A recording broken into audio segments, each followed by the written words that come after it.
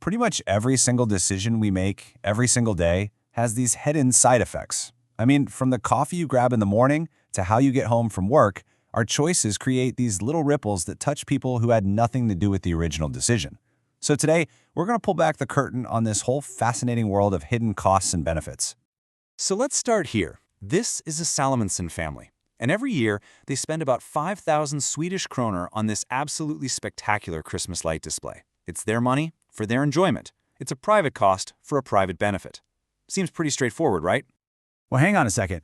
What about their neighbors? Or what about all the people who literally drive out of their way just to see these amazing lights? They get to enjoy this beautiful sight for free, and that is a perfect example of a side effect, one that goes way beyond the family who's actually paying for it. And it turns out these kinds of side effects, or let's call them spillovers, they aren't just for holiday decorations. Nope. They are a fundamental and often totally invisible force that's shaping our entire economy.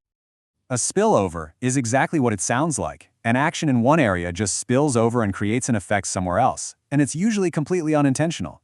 Think about a new factory opening in a town, or an oil tanker just passing through a region. These things always create ripple effects. And in the world of economics, these spillovers have a much more formal name: externalities. This right here is the key idea we've been building up to.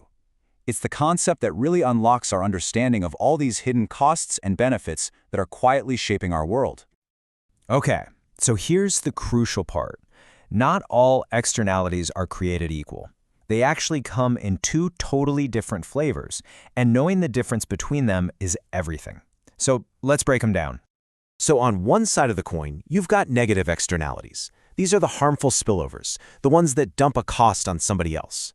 And on the other side, you've got positive externalities. These are the good ones, the beneficial spillovers that give a free benefit to others. Just think of it as the unexpected bads and the unexpected goods. Let's dive into the negative side first. An external cost happens whenever the production or use of something negatively impacts a third party, and that's someone who had absolutely zero say in the matter. And you can see here just how common these costs are. We run into them every single day.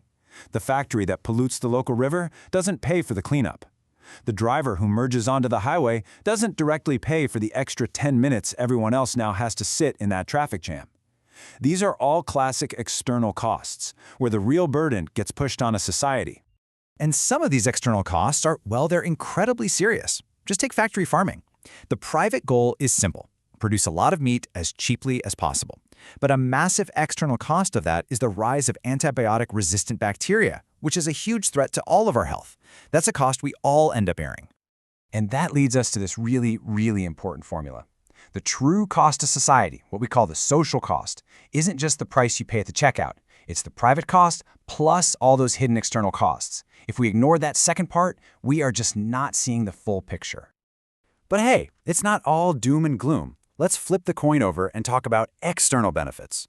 These are the positive spillovers, the moments when your actions end up creating a benefit for other people, even if that wasn't your main goal at all. Some of the best examples of positive externalities come from things like education and healthcare. When you get an education, sure, you benefit, but society also gets a more skilled worker and citizen. And when you get a vaccine, yeah, it protects you, but it also helps protect the most vulnerable people around you by slowing the spread of a disease. That's a huge win for the whole community.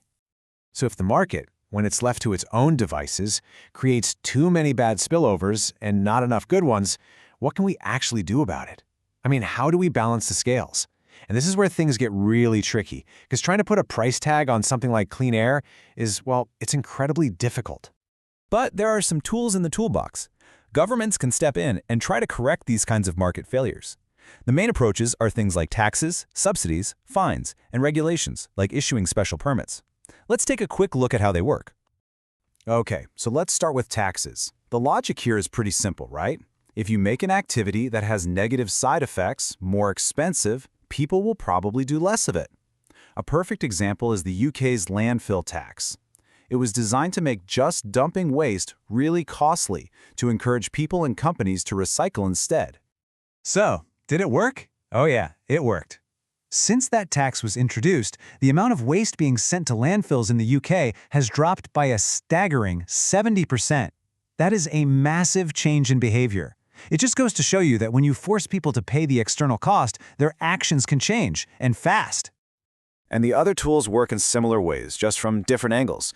Subsidies do the opposite of a tax. They make activities with positive side effects cheaper, like helping students afford university. Fines are, well, a direct punishment for creating a negative externality. And then you have this really clever tool called pollution permits. This basically creates a market for the right to pollute, which gives companies a real financial reason to clean up their operations because then they can sell their unused permits to someone else. So, what's the big takeaway from all of this? This is about more than just learning a new economics term. You now have a completely new lens to look at the world through. You can actually start to see all of these invisible connections happening around you.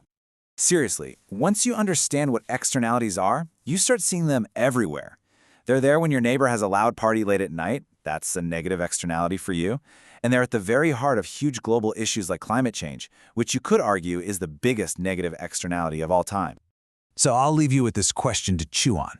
Now that you know what to look for, what's a hidden cost or a hidden benefit that you see in your own daily life? I promise, once you start looking, you won't be able to stop seeing them.